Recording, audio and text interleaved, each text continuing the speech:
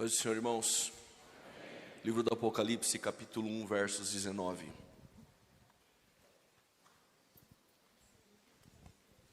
Apocalipse, capítulo 1, versos 19.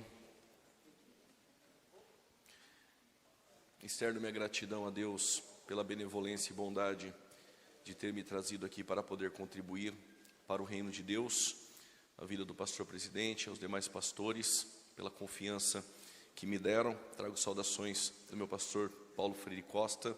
É um prazer poder estar aqui com os irmãos. Apocalipse capítulo 1, versos 19. Os irmãos encontraram, amém? Diz o texto, versos de número 19. Escreva, pois, as coisas que você viu, as coisas que são e as que hão de acontecer depois destas. Nós temos as coisas que vistes, as que são e as que hão de acontecer. Nessa primeira fala nós vamos trabalhar neste texto. Pode tomar o seu respectivo assento.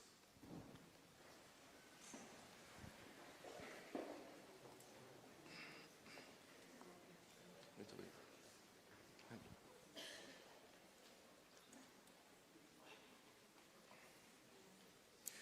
A escatologia bíblica, ela não está somente inserida dentro do livro do Apocalipse.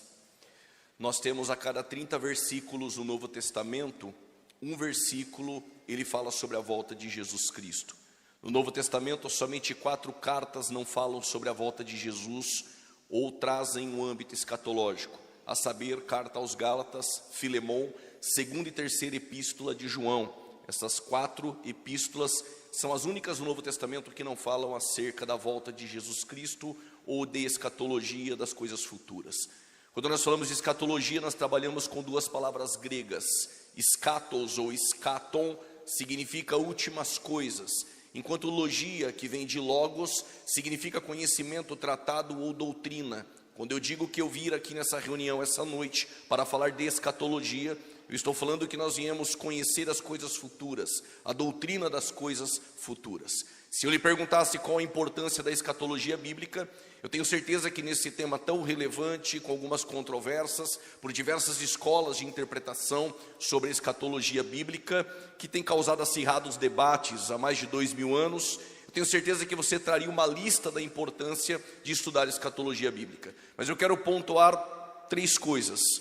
3 pontos importantes da importância da escatologia bíblica. Primeiro é a fala de Pedro, 1 Pedro capítulo 3, versos 15. Pedro diz que primeiro devemos santificar a Cristo no nosso coração, para que estejamos preparados para responder a quem nos perguntar a razão da nossa esperança. Logo o que Pedro está dizendo é, eu preciso me preparar para responder a quem me perguntar sobre a razão da minha esperança. Que esperança é essa? Paulo escreve a Tito, capítulo 2, versos 13, sobre a bendita esperança. Primeiro ponto, porque eu devo estudar e qual a importância da escatologia bíblica, eu preciso me preparar para responder sobre a razão da nossa esperança. Um outro texto muito importante está em 1 Tessalonicenses, capítulo 4, versos de número 18. Vou repetir, 1 Tessalonicenses, capítulo 4, versos 18. Quando Paulo, a partir do versículo 13, ele começa a discorrer sobre aqueles que morreram em Cristo, a igreja de Tessalônica, Paulo usa um eufemismo dizendo, não quero, irmãos, que sejais ignorantes acerca dos que dormem, logo no versículo 3.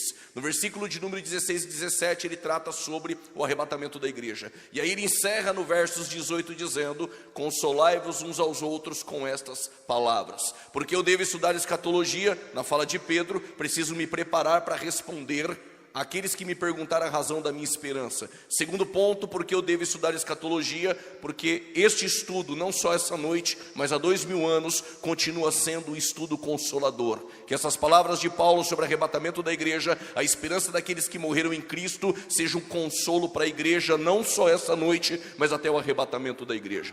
Terceiro ponto, porque eu devo estudar escatologia, eu entendo que este estudo me traz coragem, intrepidez, denodo para enfrentar o século presente.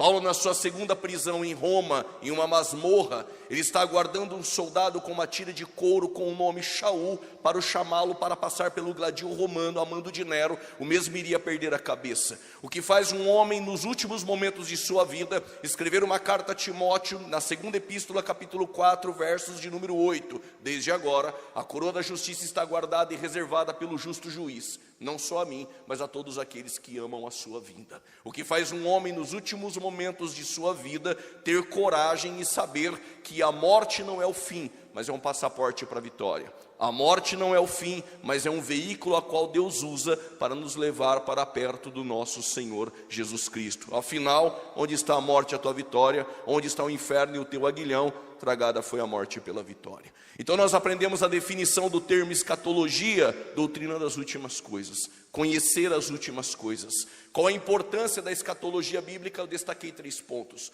1 Pedro capítulo 3, versos 15, precisa estar preparado para responder quem perguntar a razão da esperança.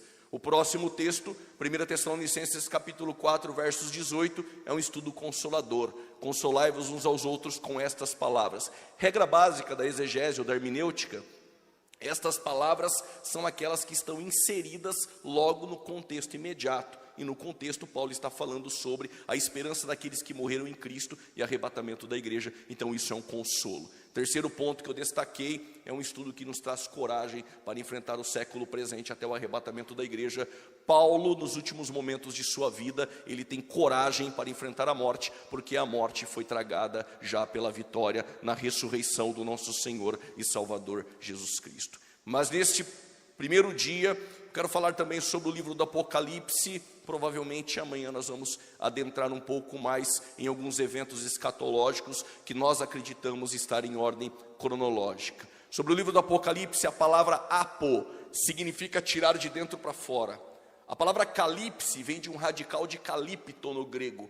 Quando você diz eucalipto, sombra boa. Quando você diz apo, tirar de dentro para fora. Quando você diz calipse, a ideia é tirar de dentro da sombra para fora, para a sua luz. Na verdade, o que Deus está fazendo, Ele traz a revelação a Cristo, Cristo traz a revelação ao anjo, o anjo traz a revelação a João, e João traz a revelação para nós. Ele está descortinando as coisas que estavam ocultas e trazendo para fora para a sua maravilhosa luz. Vou explicar melhor. Quando na terra de Ur dos Caldeus, uma terra cosmopolita que perdeu a identidade, sofreu uma miscigenação, Josué capítulo 24, do 1 ao 4 explica: Ur dos Caldeus era uma terra idólatra. Quando Deus tira Abraão para fora, Abraão até o capítulo de número 15, ele não teve uma visão. Lembrando que a palavra revelação no grego, apocalipse, revelação é tirar o véu.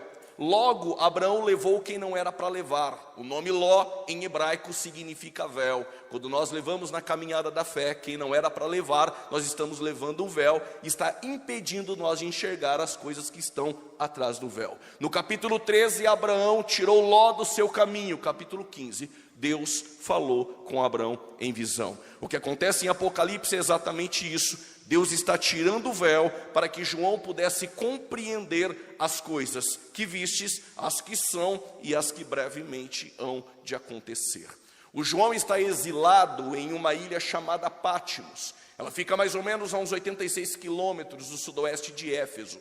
Há quem diga que era uma ilha usada para prisioneiros. Nós não temos nenhum documento que prove isso. Mas me parece que Domiciano, ele quis tirar João de cena. O apóstolo Paulo já estava morto.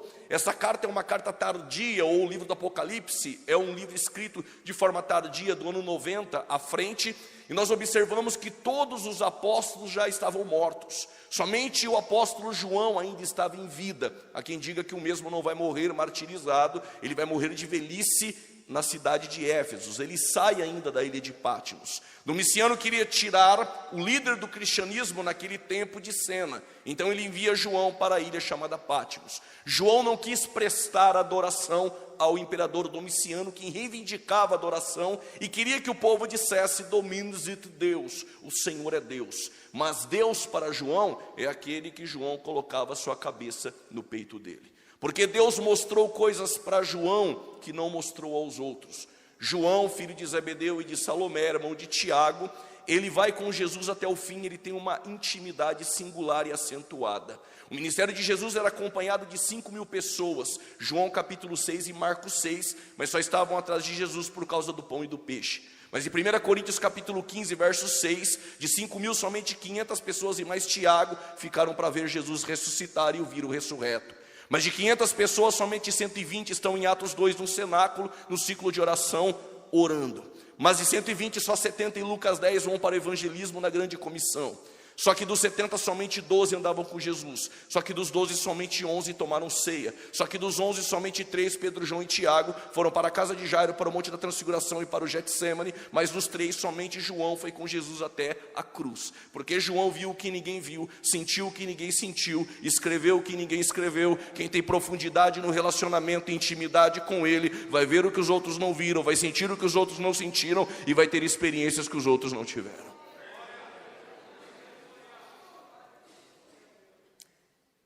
Nós temos 4 escolas de interpretação do livro do Apocalipse. A primeira escola é a escola preterista. Não dá para se desgastar, mas ainda de uma forma bem lacônica eu vou explicar cada uma delas por conta do tempo. A escola preterista acredita que o livro do Apocalipse ele se cumpriu por completo até o ano 70 depois de Cristo. A escola preterista, quando olha para o Apocalipse, eles dizem: este livro já se cumpriu até o ano 70 depois de Cristo. Depois surgiram alguns preteristas parciais, como Berkhoff, por exemplo. Ele vai dizer que grande parte, de forma majoritária, do Apocalipse já se cumpriu e alguns pontos ainda vão se cumprir durante a história. Nós temos então a escola preterista dizendo: o livro do Apocalipse já se cumpriu até o ano 70 depois de Cristo. Isso é um pouco inconsistente à luz da Bíblia. Segunda escola de interpretação é a escola idealista. Eles olham para o livro do Apocalipse e vão dizer que tudo que está aqui nada é literal, tudo é simbólico, tudo é espiritual e tudo é alegórico. Por exemplo, os 144.000 não é o número literal, não são 12.000 de cada tribo e não são judeus. 2 testemunhas não são 2 profetas. Eles vão dizer que ali é a igreja. Observe que tudo eles vão alegorizar dentro do livro do Apocalipse. Essa é a escola idealista. Geralmente quem abraça o preterismo e a escola idealista, com muito respeito a eles, a igreja presbiteriana, a primeira igreja batista tradicional, abraça o método de interpretação preterista e também idealista. Já os adventistas do 7º dia, de forma majoritária, mas ainda existem alguns pentecostais que abraçam o método de interpretação historicista, ou seja, o livro do Apocalipse ele vai se cumprindo durante toda a história. Eles vão pegar as 7 igrejas da Ásia e vão dizer que cada igreja da Ásia equivale a um tempo da história da igreja. Nós sabemos que a história da igreja é dividida teologicamente sobre a história eclesiástica da igreja. O tempo da igreja primitiva, perseguida, imperial, medieval, reforma, e a igreja odierna e a igreja apóstata, que será a igreja futura. Dentro do prisma historicista, eles vão dizer que a igreja primitiva é a igreja de Éfeso, que a igreja perseguida é a igreja de Esmirna, que a igreja de Pérgamo, que começa no ano 313 da era cristã, com Constantino, terminando com a perseguição, é a igreja de Pérgamo, que a igreja medieval é a igreja de Tiatira, que a igreja da reforma é a igreja de Sardes, que estavam mortos, mas havia alguns dentro desta igreja que andavam de branco. Quem são eles? Segundo o método de interpretação historicista, Pedro Valdo, os valdenses, João Hus, Savonarola, Lutero e assim por sequência. Nós temos depois uma outra ideia historicista que vai dizer que a igreja odierna que nós vivemos hoje é a igreja de Filadélfia, e que a igreja apóstata é a igreja que vai surgir aí no período tribulacional, que vai ser completamente manchada pela apostasia e também pelo pecado. Eu não entendo esse método de interpretação historicista como método consistente, porque você precisa ficar pegando eventos da história da humanidade e ficar encaixando a goela abaixo dentro da Bíblia para encaixar. Eu creio no método de interpretação futurista, e não porque eu sou assembleiano, mas quando eu me deparei com o livro do Apocalipse, eu entendo que este método está muito claro, externado, em evidência, em clara evidência, no capítulo 1, versos 19. João escreve as coisas que vistes, as que são e as que hão de acontecer. O método futurista me parece um método mais razoável de ser entendido.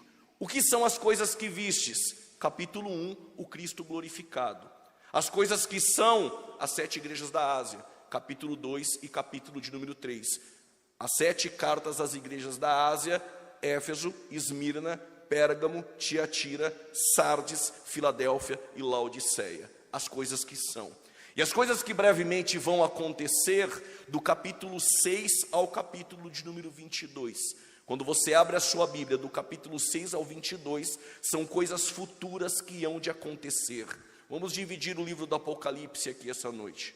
Capítulo de número 1, o Cristo glorificado, isso já aconteceu. Capítulo 2 e capítulo de número 3, isso também já aconteceu.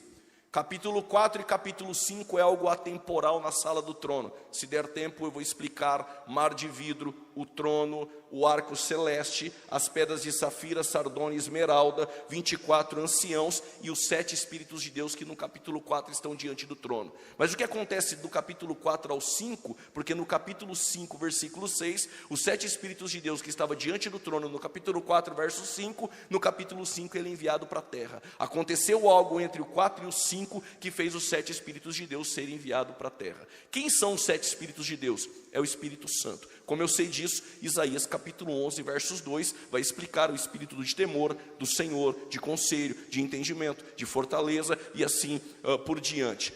Mas são 7 Espíritos? Não, nós somos muitos membros, mas somos um só corpo. Existe um único Deus, mas subsiste em 3 pessoas. Nós temos o fruto do Espírito com 9 facetas. Nós temos o Espírito Santo de Deus com 7 facetas. É os 7 Espíritos de Deus. O mesmo que pairou sobre a face das águas, que capacitou Bezalel para a construção do tabernáculo. O mesmo Espírito Santo que em sua natureza ele é Deus. Nós temos Atos capítulo 5, versículo 3 e 4. Esteve sobre profetas, sacerdotes, sobre reis e sobre juízes, que foi profetizado por Joel, que nos últimos dias esse Espírito Santo desceria e estaria sobre toda a carne, e seu cumprimento está em Atos 2. Nós observamos que capítulo 1, 2 e 3 já se cumpriu.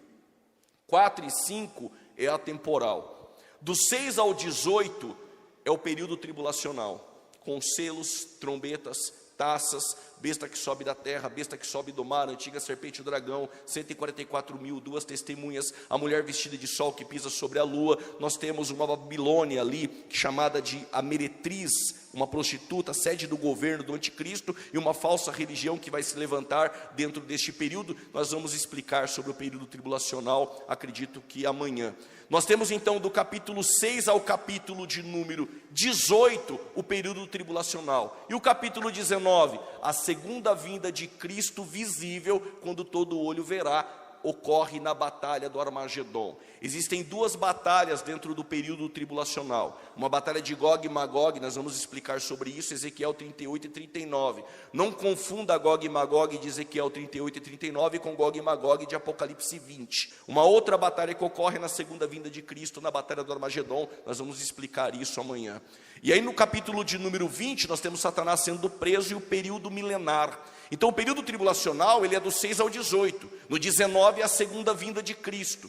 Capítulo 20, nós temos a implantação do reino milenar, que os pais da igreja, antinicenos e pós-nicenos, acreditavam em um reino literal, diferentemente do amilenismo de Agostinho de Hipona. Nós vamos falar sobre isso. Capítulo 20, então nós temos o milênio. No final do milênio, porque Satanás é solto, nós vamos explicar isso, ou talvez alguém pergunte amanhã, vai abrir para perguntas. E no final ocorre a batalha de Gog e Magog, quando o Ezequiel, ele trata daquela do período tribulacional. A do capítulo 20 é no final da tribulação, quando Satanás é solto, e aí há uma rebelião contra o reino milenar de Cristo. Depois da batalha de Gog e Magog, juízo final, e a terra passa pelo fogo, ela é completamente restaurada, e aí novos céus e nova terra, e a nova Jerusalém desce ataviada. Para que os irmãos entendam pedagogicamente, do 6 ao 18, tribulação, 19, segunda vinda de Cristo, batalha do Armagedon, capítulo 20, milênio, Gog e Magog, juízo final, capítulo 21, novos céus e nova terra, capítulo de número 22, nova Jerusalém, que desce ataviada. Os irmãos estão aí? Diga amém. Nós temos então no capítulo de número 1 algumas verdades. O Cristo glorificado que aparece no capítulo 1 para João, ele aparece com cabelos brancos como a neve, olhos como chamas de fogo. O seu vestido não foi confeccionado nem em Damasco, nem em Magdala, nem em Tiro. Este foi confeccionado provavelmente na eternidade. Ele é comprido e branco de um sacerdote ou de um sumo sacerdote. Tem um cinto de ouro neste vestido. Na sua mão as 7 estrelas, e o próprio texto explica, fala sobre os 7 líderes das igrejas da Ásia. Os seus pés são como latões reluzentes saindo da fornalha. Porque seu cabelo é branco como a neve, porque fala da sua eternidade. Em Isaías 9,6 ele é o pai da eternidade. Em Miqueias 5,2 ele é o menino que nasce em Belém, mas ele é desde os tempos da antiguidade. E quando nós olhamos para João, capítulo de número 8, ele vai dizer aos fariseus: antes que Abraão existisse, eu sou. E eles pegaram pedras para atacarem Jesus. E por quê? Porque quando Jesus disse eu sou, a expressão grega ego eimi, é a mesma expressão de Êxodo, na Septuaginta, capítulo 3, versos de número 4 ou 14. Então nós observamos que quando Jesus disse antes que Abraão existisse, eu sou, ele estava dizendo eu sou antes de Abraão, eu sou aquele que falou com Moisés na sarça. Mas tem mais, o Abraão viu o meu dia e ele se alegrou. Como? Quando eu levei ele para o Moriá, ele colocou Isaque, quando ele levantou o cutelo, apareceu o carneiro. Ali estava mostrando para Abraão uma maquete do Calvário. Ele viu o meu dia e ele se alegrou. Mas eu sou eterno, eu sou antes de Abraão, e eu também sou aquele que falou com Moisés na sarça. Na verdade, eu sou aquele que era, que é e que há de vir, o princípio e o fim, o alfa e o ômega. Ele é eterno, pré-existente desde os tempos da eternidade. Seus olhos como chamas de fogo fala da sua onisciência, um atributo natural e incomunicável que só pertence a ele, ao Pai e ao Espírito Santo. É por isso que nas 7 igrejas da Ásia, em todas elas ele diz: eu conheço as tuas obras. Você tem 2 opções quando eu disser isso: ou dar um glória a Deus ou ficar apavorado. Então eu vou repetir de novo: eu conheço as tuas obras. Ele sabe coisas ao teu respeito que nem você sabe. Ele conhece as tuas obras. Quando na verdade os seus pés são como latões reluzentes, é aquele que vem com juízo na batalha do Armagedon, aquele que pisa no lagar com furor. Quem é este que vem para João na ilha de Pátimos? Ele não estava fazendo um teste de publicidade, mas na região de Cesareia de Filipe, ele fez uma pergunta. Ele não costumava fazer perguntas. O que as pessoas dizem que eu sou? Alguém do colégio apostólico disse: estão dizendo que o Senhor é Jeremias, talvez porque viram ele chorar. Outro disse: estão dizendo que o Senhor é João Batista, talvez porque viram ele pregar um sermão mais duro. Outros disseram: o Senhor é Elias, talvez porque o viram curar com poder. Jesus então faz uma segunda interrogativa: e vós, o que vocês dizem que eu sou? Eu não sei aqui em Londrina, mas em Campinas, São Paulo, 9 horas da manhã, as testemunhas de Jeová, que tem como fundador Charles Taze Russell, batem na porta de nossas casas domingo pela manhã e vai dizer que Jesus não é Deus, que ele é uma criatura que foi criada em algum tempo da eternidade, nada mais. Os Mormons, que tem como fundador Joseph Smith, vão dizer que Jesus é um polígamo casado com Marta e Maria em João capítulo de número 2, as bodas de Caná, e o mesmo irmão de Satanás e filho de Adão. Os adventistas do 7º dia vão dizer que o seu nome honorífico é Arcanjo Miguel. Se você perguntar para os budistas de Siddhartha Gautama, eles vão dizer que Jesus não é Deus, é só um homem que deixou um bom exemplo e um legado a ser seguido de liderança e nada mais. A maior religião que cresce no planeta, os muçulmanos, eles vão dizer que Jesus não é Deus, somente um profeta do mesmo patamar de João Batista e do mesmo patamar de Elias. Mas se nós pudéssemos caminhar há 2000 anos atrás e encontrasse uma mulher em Samaria sem o cântaro na mão, ela iria dizer: para eles eu não sei, mas para mim ainda é aquele que tem água da vida eterna. Isaías vai dizer: para mim ele é o conselheiro, é o Deus forte, é o Pai da eternidade, é a raiz de Davi. O Jó vai dizer: para mim ele é o Redentor que vive. Ezequiel vai dizer: é aquele que tira o coração de pedra e coloca um coração de carne. Jeremias vai dizer: para mim ele é o renovo. João Batista, às margens do Jordão, vai dizer: para mim ele é o Cordeiro de Deus que tira o pecado do mundo. Lázaro em Betânia vai dizer: para mim ele é a ressurreição e a vida, e ainda que esteja morto viverá. Paulo vai dizer: para mim é aquele que foi manifestado em carne, justificado em espírito, visto pelos anjos, crido pelo mundo, pregado entre nações e recebido em glória. Para João, ele é o princípio e o fim, o alfa e o ômega, cabelos brancos como a neve, olhos como chamas de fogo, os pés como latões reluzentes. Ele tem as 7 igrejas no seu controle, porque a liderança está na sua mão e é aquele que tem a chave da morte. Observe, o texto não diz que ele tinha e o texto não vai dizer que ele vai ter. Ele nunca perdeu a chave. Mentiram para nós quando disseram que ele desceu no inferno, brigou com Satanás e tomou chave. Satanás nunca esteve no inferno, ele nunca perdeu a chave, ele ainda tem o controle da vida e da morte. Por isso João no capítulo 1 do Apocalipse vai dizer: ele é o primogênito dentre os mortos. O que isso significa? No Antigo Testamento teve 3 ressurreições e no Novo Testamento teve 6. Como ele é o primogênito dentre os mortos, detalhe, todos que ressuscitaram morreram novamente, e também Moisés. E este primogênito dentre os mortos é aquele que ressuscitou para nunca mais morrer.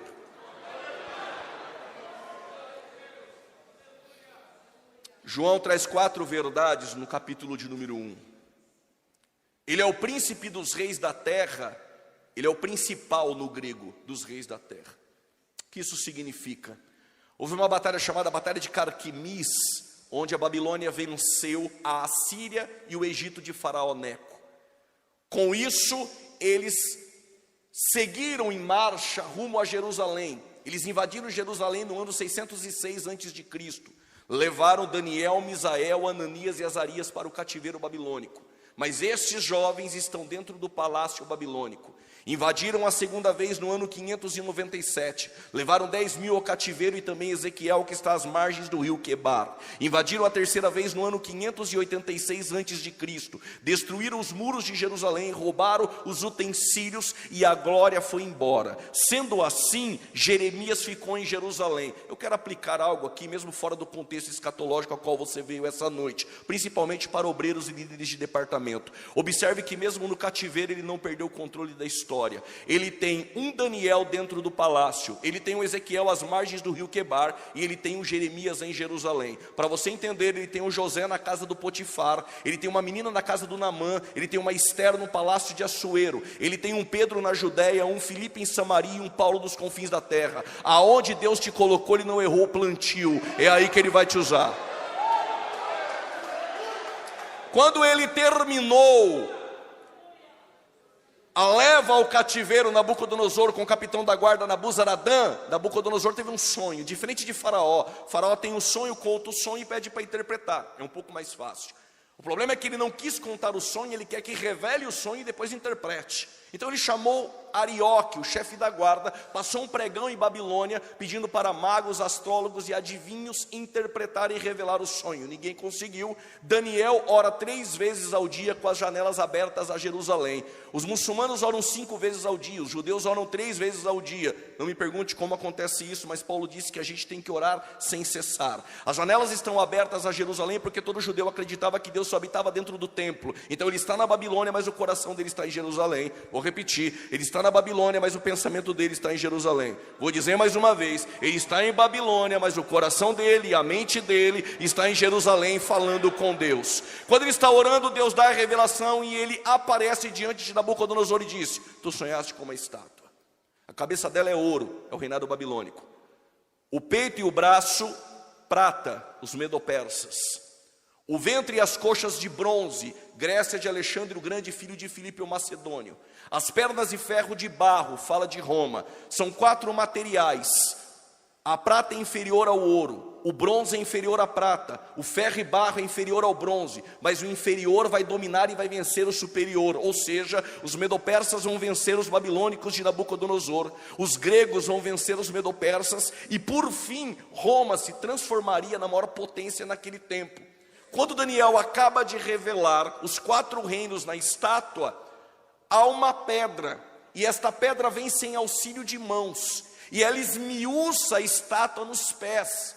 10 dedos, blocos de nações que se levantam no período tribulacional, provavelmente do antigo Império Romano revivido, de onde vai surgir o anticristo. Tudo bem, eu sei que alguns vão dizer que o mesmo será muçulmano, e aí ocorre essa divergência sobre o anticristo, de onde ele vai surgir. Mas nós temos os pés da estátua que falam de reinos que vão se levantar, sede do governo do anticristo. Nós temos então 4 reinos que passaram e reinos que vão vir futuramente, mas há uma pedra que vai esmiuçar estes reinos. A pergunta essa noite é: que pedra é essa? O próprio Paulo, em 1 Coríntios 10, vai dizer o seguinte: o povo judeu, os hebreus, eles deixaram o Egito, ou seja, quando deixam o Egito por causa do sangue do Cordeiro, nasceram de novo. Então, quando nasce de novo, qual é o próximo passo? Ser batizado nas águas do Mar Vermelho. Mas como eu sou batizado com o Espírito Santo? Na nuvem de fogo. E aonde eu tomo ceia? No maná que cai do céu, é aonde eu vou ceiar. Detalhe, o maná cai hoje, se você guardar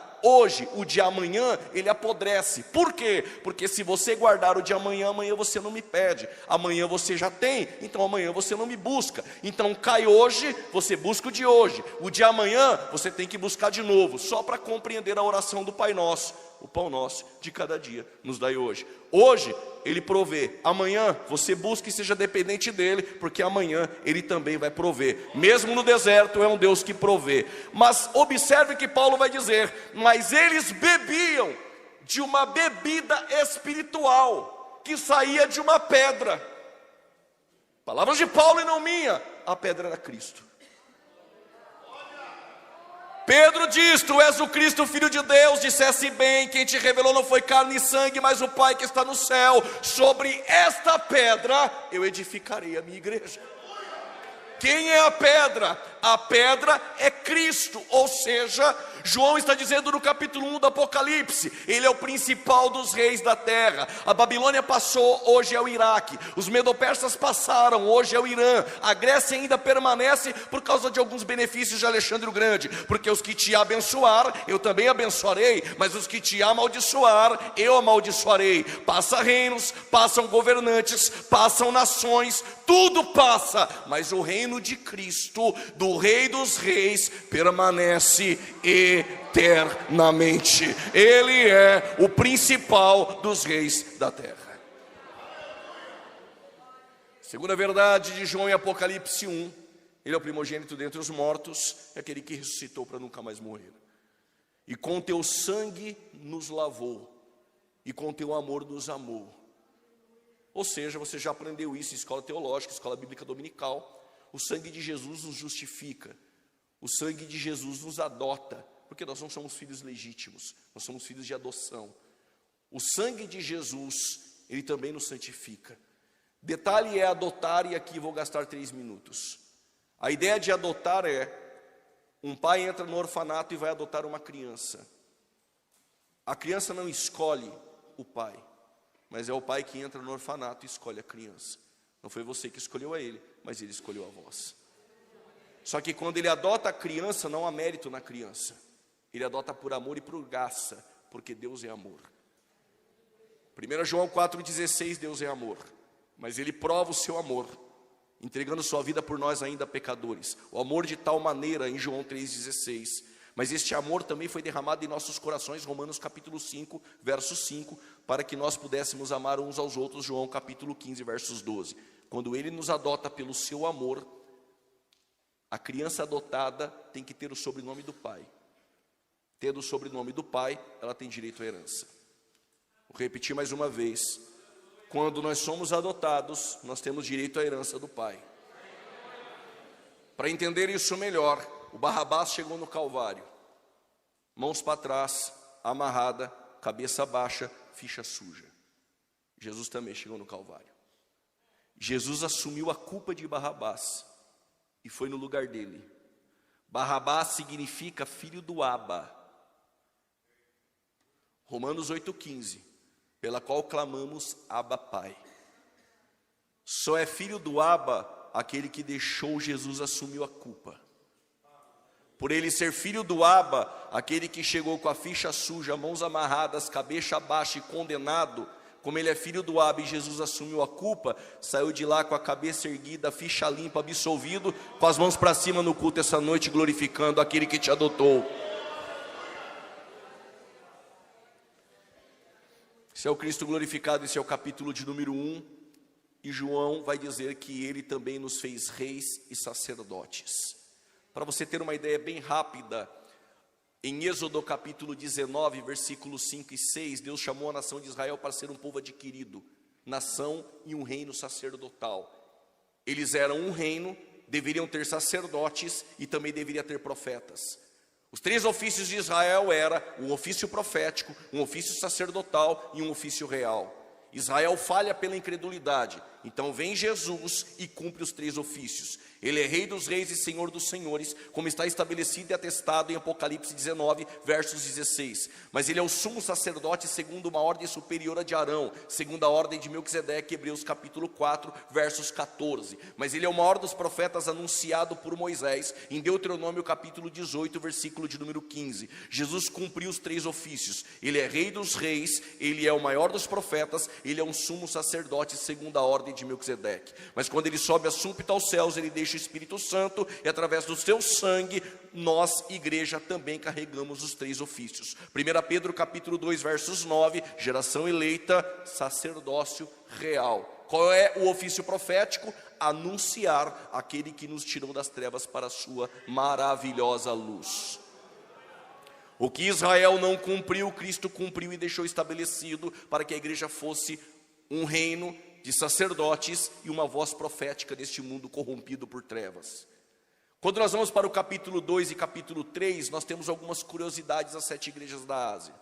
Observe que Cristo se apresenta a cada uma delas de uma forma específica. Ele vai trazer elogios, reprimenda, conselho e promessa.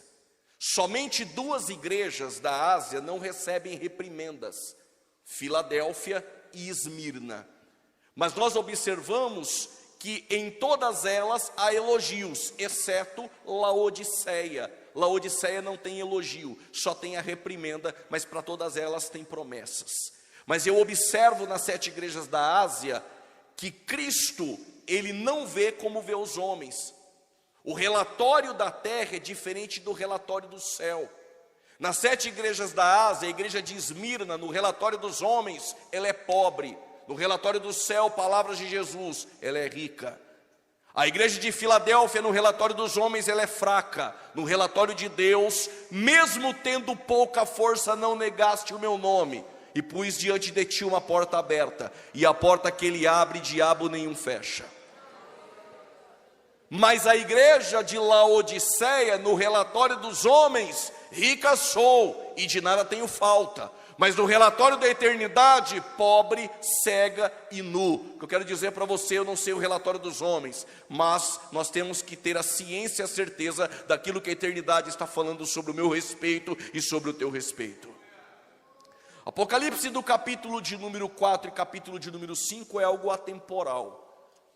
No capítulo de número 4, nós temos João vendo no trono uma grande luz de safira, um arco celeste, uma cor de esmeralda e sardônio. Sardônio é igual ao rubi, vermelho. Safira é igual a um diamante, esmeralda é verde. O João vai ver 24 tronos e 24 anciãos. Há quem diga que os 24 anciãos são anjos. Ao meu ver, isso não tem consistência. Outros vão dizer que representa 12 tribos e 12 apóstolos.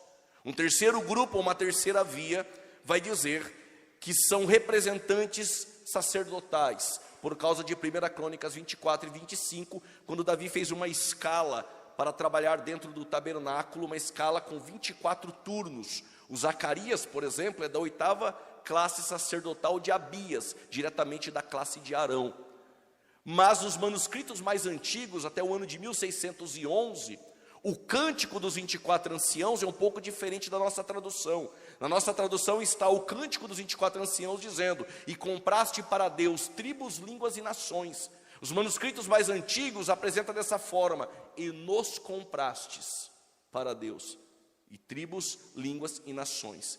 Se esses manuscritos tiverem coerência e forem eles, de fato, aquilo que está nos originais, que nós não temos mais os autógrafos, então os 24 anciãos representam a igreja na eternidade. Até porque veste de linho, branca e com coroa na cabeça. Do tribunal de Cristo nós seremos galardoados e receberemos coroas. Nós vamos falar sobre isso. Mas o interessante é que eles receberam então essas coroas, interessante, mas não ficaram para eles. É como se eles dissessem: tudo que nós fizemos em prestação de serviço aqui na terra, dentro do reino, Quando nós recebemos a recompensa, eu não sou digno dela. Então eles lançavam aos pés do ancião de dias, como se ele estivesse dizendo: a ti toda a honra, toda a glória, todo o louvor e todo o poder. Nada merecemos, tudo é dele, por ele e para ele são todas as coisas. Mas no capítulo 4 tem o trono, e o João, ele foi arrebatado em espírito para ver isso. Ele vê 24 anciãos, o trono e os 7 Espíritos de Deus. Capítulo 4, verso 5 do Apocalipse. Os 7 Espíritos de Deus estão diante do trono. Mas no capítulo 5, verso 6, os 7 Espíritos de Deus é enviado para a terra no final do versículo. Só que o Daniel, há 800 anos antes, Daniel capítulo 7, versos 9, ele estava tendo umas visões à noite. E nas visões ele viu o ancião de dias se assentar no trono. É como se João, quando foi arrebatado em espírito, ele já está vendo a sala toda pronta. O Daniel parece que chegou alguns minutos antes. E quando ele chegou alguns minutos antes, ele viu o ancião de dias se assentar no trono. E no versículo 9, o Daniel vai ver que trouxeram os tronos. Ele não diz quem trouxe, provavelmente os anjos. Trouxe 24 tronos. E quem sabe colocou um outro trono à destra deste do ancião de dias. Mas Daniel 7, versos 13, continuei olhando nas minhas visões, e vi um semelhante ao Filho do Homem subir nas nuvens. Diga bem forte: nas nuvens. Não, isso não é coincidência, diga bem forte: nas nuvens. Só que Jesus, quando ressuscita, ele fica 40 dias com os discípulos após a ressurreição. E antes de subir a súbita ao céu, ele deixa uma promessa embasada em uma ordem: ficai em Jerusalém, até que do alto sejais revestidos de poder, para ser minha testemunha na Judéia, Samaria e nos confins da terra. E quando ele sobe paulatinamente, os discípulos estão parados olhando. E o texto diz em Atos 1:9 que ele se perde em meio às, diga, nuvens. É como se o Daniel estivesse lá em cima na sala do trono e viu todos os preparativos, porque vai ter uma festa. Então ele está vendo os preparativos para a festa. Os anjos trouxeram os tronos, ele viu o ancião de dias assentar, e o João viu os 24 anciãos sentados nos 24 tronos. Só que o Daniel viu um como filho do homem subindo nas nuvens. Detalhe, o Daniel diz assim: é como se alguém recepcionasse o Daniel e falasse: olha o que está acontecendo. Quando o Filho do Homem sobe nas nuvens, recepcionaram o Filho do Homem, o texto vai dizer, e fizeram ele se achegar ao trono. O João está vendo tudo isso. De repente um anjo forte, não me pergunte como é isso, é um anjo forte. Talvez algum pregador dê as medidas, nós não temos. Um anjo forte chegou e disse: João, tu está vendo um livro ali selado, escrito por dentro e por fora, do lado do trono? Estou. Ninguém nem no céu, nem na terra, e nem nas partes baixas dela é digno de abrir o livro e desatar os teus selos. O João começa a chorar. Quando o João está chorando, o Daniel viu um como filho do homem subindo nas nuvens. Em Atos 1, versículo 9, após a ressurreição, 40 dias com os discípulos, com o corpo ressurreto, ele sobe a súbita aos céus. E quando ele sobe a súbita aos céus, o Daniel já viu. Ele chegou lá na recepção e os anjos o recepcionaram. E aí saiu um dos 24 anciãos, se levantou e falou: João, não chore. Por quê? Porque está entrando alguém lá na portaria. Quem é aquele que foi morto e reviveu? É a raiz de Davi, é o leão da tribo de Judá. Ele é aquele que foi morto e reviveu para todo sempre. Então os anjos o recepcionaram e trouxeram ele. Quando ele está entrando, tem 4 seres viventes. Quantos? Um semelhante ao filho do homem, um semelhante ao homem. Este é a inteligência.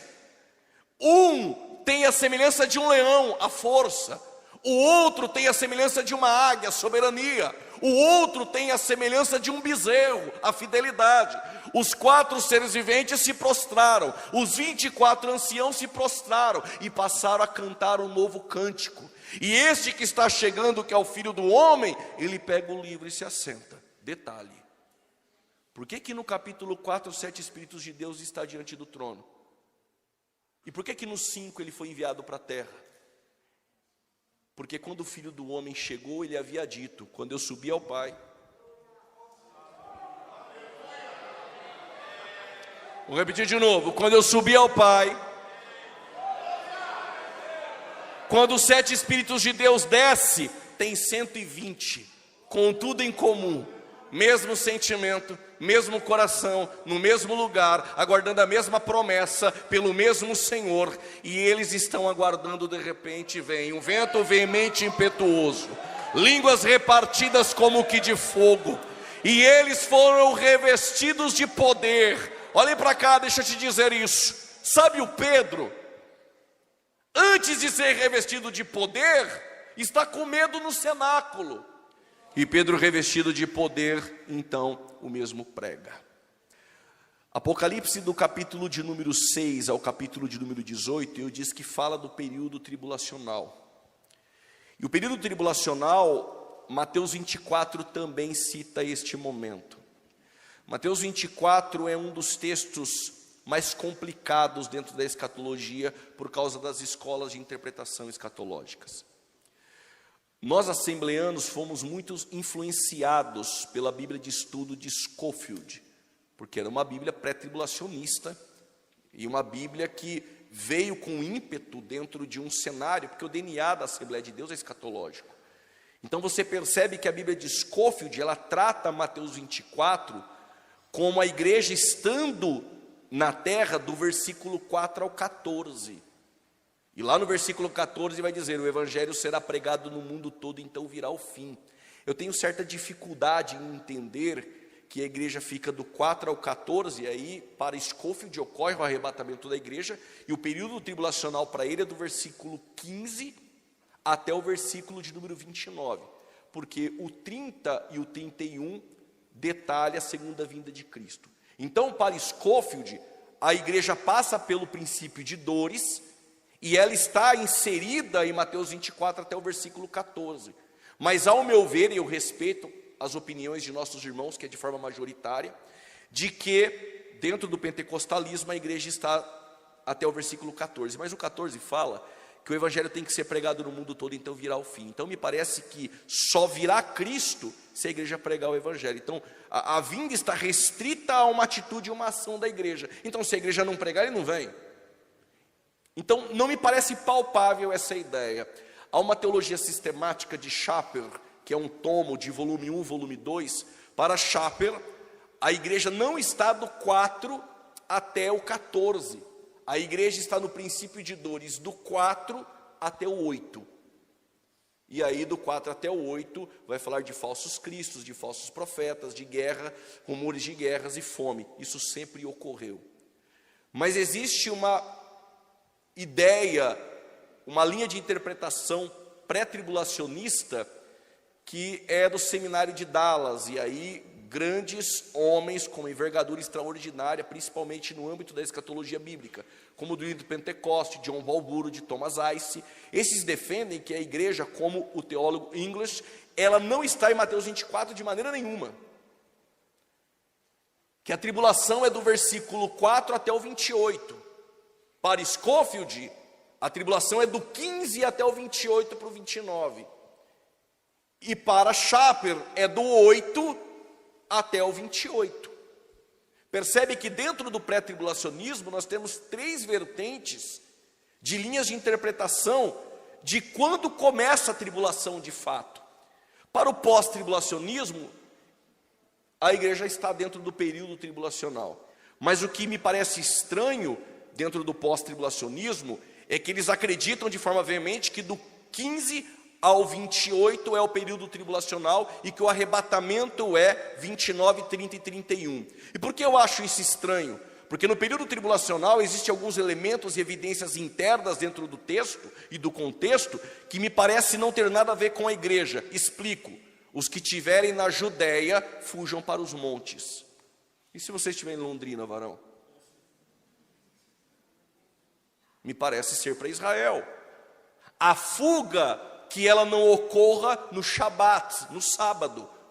Logo, quem guarda o sábado, senão os judeus? A não ser os adventistas. Estão entendendo? Existem elementos internos no texto que indicam que este período tribulacional, da desolação a qual falou o profeta Daniel, e o profeta Daniel, ele trata deste período que virá, um período de angústia. A palavra tsará em hebraico é a mesma expressão de Jeremias capítulo 30, verso 7, a angústia não da igreja, a angústia de Jacó. Daniel, ele é nacionalista em seu livro, ele está falando para Israel. Nas 70 semanas de Daniel, começa mais ou menos assim: 70 semanas estão determinadas sobre o teu povo. Qual é o povo de Daniel? Sobre a tua santa cidade. Qual é a santa cidade? Os elementos internos são muito claros, que referem a apontamentos à nação de Israel, e nada tem a ver com a igreja. E isso em Apocalipse parece mais viável, porque a palavra igreja aparece em Apocalipse 19 vezes. Do capítulo de número 6 até o 18, não aparece a palavra igreja. E o que é interessante é que em todas as cartas às igrejas da Ásia, as 7, no final delas está estabelecida dessa forma: quem tem ouvidos ouça o que o Espírito diz à igreja. Mas no capítulo 13 do Apocalipse, versos 9, que está num período tribulacional, o texto descreve: quem tem ouvidos ouça, ponto final. Porque nós acreditamos que a igreja não estará na terra. Então aonde ela estará? Recebendo galardões na eternidade, adorando aquele que vive para todo sempre, e depois na mesa das bodas do Cordeiro, ceando com ele. Há um lugar preparado para você também nessa mesa.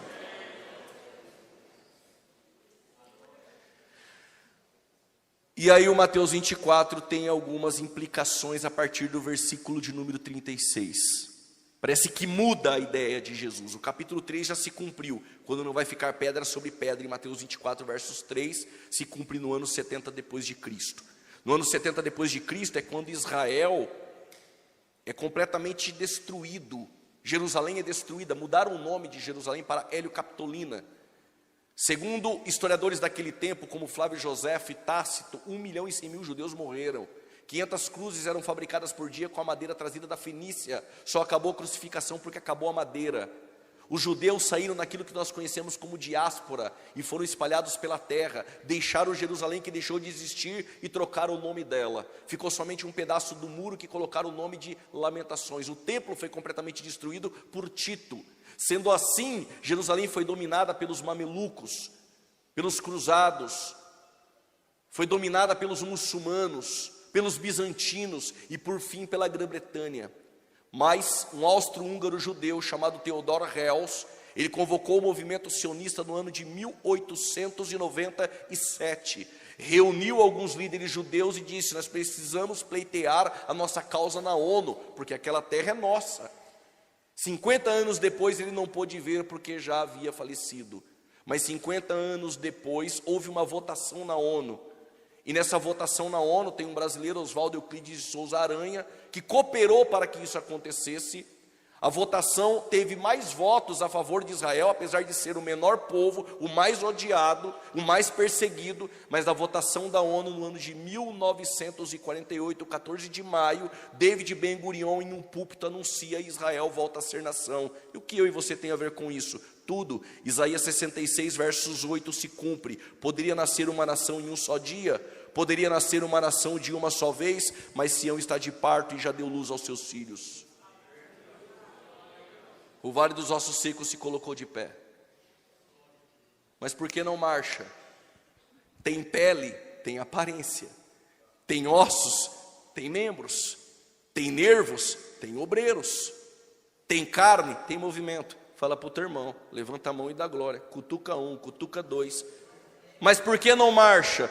Enquanto o profeta não profetizar e não tiver palavra, e o vento dos 4 cantos não soprar.